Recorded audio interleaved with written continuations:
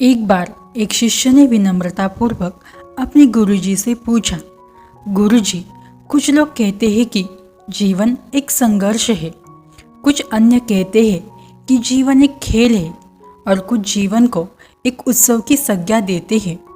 इनमें कौन सी सही है?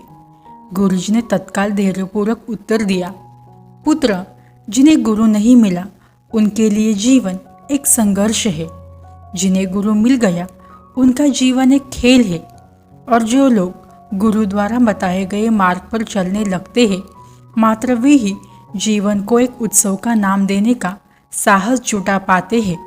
यह उत्तर सुनने के बाद शिष्य पूरी तरह से संतुष्ट न था। गुरुजी को इसका आभास हो गया। वे कहने लगे, लो, तुम्हें इसी संदर्भ में मैं एक कहानी सुनाता हूँ। ध्यान से सुनोगे तो स्वयं ही अपने प्रश्न का उत्तर पा सकोगे। एक बार की बात है, किसी गुरुकुल में 3 शिष्यों ने अपना अध्ययन संपूर्ण करने पर अपने गुरुजी से यह बात बताने के लिए विनती की कि उन्हें गुरु दक्षिणा में उनसे क्या चाहिए।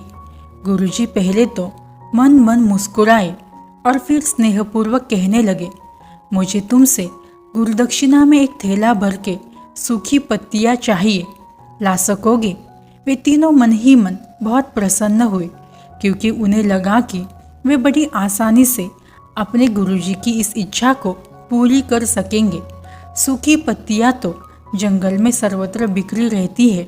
वे उत्साहपूर्वक एक ही स्वर में बोले, जी गुरुजी, जैसी आपकी आज्ञा। अब वे तीनों शिष्य चलते चलते एक समीपस्थ जंगल में पहुंच चुके थे, लेकिन यह देखकर कि वहां पर तो सूखी पत्तियां केवल एक मुट्ठी भर ही थी, उनके आश्चर्य का ठिकाना न रहा।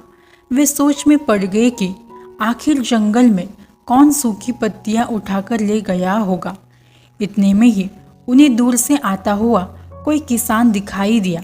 वे उसके पास पहुंचकर उससे विनम्रतापूर्वक याचना करने लगे कि वह उन्हें केवल एक थैला भर सूखी पत्तियां दे दे। अब उस किसान ने उनसे क्षमा याचना करते हुए उन्हें यह बताया कि वह उनकी मदद नहीं कर सकता, क्योंकि उसने सूखी पत्तियों का ईंधन के रूप में पहले ही उपयोग कर लिया था। अब वे तीनों पास में ही बसे एक गांव की ओर इस आशा से बढ़ने लगे थे कि हो सकता है वह उस गांव में उनकी कोई सहायता कर सके। वहां पहुंचकर उन्होंने जब एक व्यापारी को देखा तो बड़ी उम्मीद से उससे एक थैला भर सूखी पत्तियां देने के लिए प्रार्थना करने लगे, लेकिन उन्हें फिर से एक बार निराशा ही हाथ आई, क्योंकि उस व्यापारी ने तो पहले ही कुछ पैसे कमाने के लिए सूखी पत्तियां के दोने बनाकर बेच दिए थे। लेकिन उस व्यापारी ने उदारता दिखाते हुए उन्हें एक बूढ़ी माँ का पता बताया, जो सूखी पत्तियां एकत्रित किया करती थी। पर भाग्य ने यहाँ पर भी उनका साथ नहीं दिया, क्योंकि वह बूढ़ी माँ तो उन पत्तियों को अलग अलग करके कई प्रकार की औषधियां बना रही थी। अब निराश होकर वे तीनों खाली हाथी गुरुकुल लौट गए। गुरुजी ने उन्हें देखते ही स्नेहपूर्वक पूछा, पुत्रों, ले आए गुरु दक्षिणा? तीनों ने सर झुका लिया।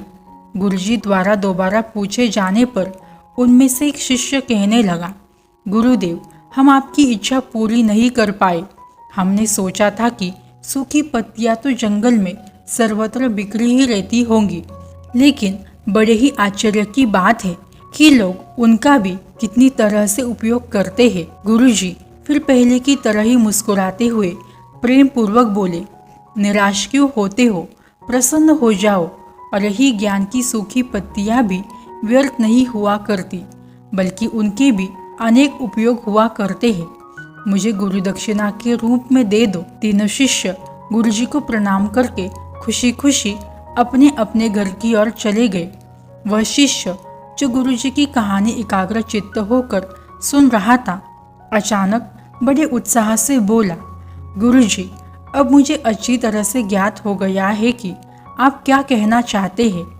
आपका संकेत वस्तुतः इसी और है न कि जब सर्वत्र सुलभ सूखी पत्तियां भी निरर्थक या बेकार नहीं होती है, तो फिर हम कैसे किसी भी वस्तु या व्यक्ति को छोटा और महत्वहीन मानकर उसका तिरस्कार कर सकते हैं। चींटी से लेकर हाथी तक और सुई से लेकर तलवार तक सभी का अपना अपना महत्व होता है।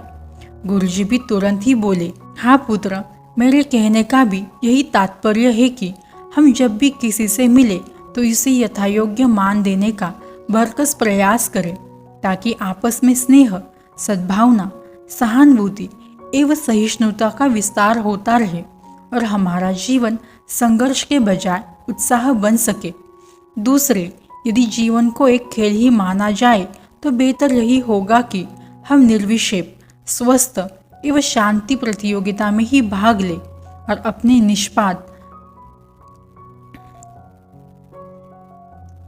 दूसरे, यदि जीवन को एक खेल ही माना जाए तो बेहतर यही होगा कि हम निर्विक्षेप, स्वस्थ एवं शांत प्रतियोगिता में ही भाग लें और अपने निष्पादन तथा निर्माण को ऊंचाई के शिखर पर ले जाने का अथक प्रयास करें। अब शिष्य पूरी तरह से संतुष्ट था। तो दोस्तों, आज की कहानी आपको कैसी लगी कमेंट में लिखकर हमें ज़रूर बताना। अच्छी लगी हो तो लाइक करना ना भूलें। ऐसी ही अन्य कहानियाँ सुनने के लिए हमारे चैनल को ज़रूर सब्सक्राइब करें। आज की कहानी अंत तक सुनने के लिए आपका बहुत बहुत धन्यवाद।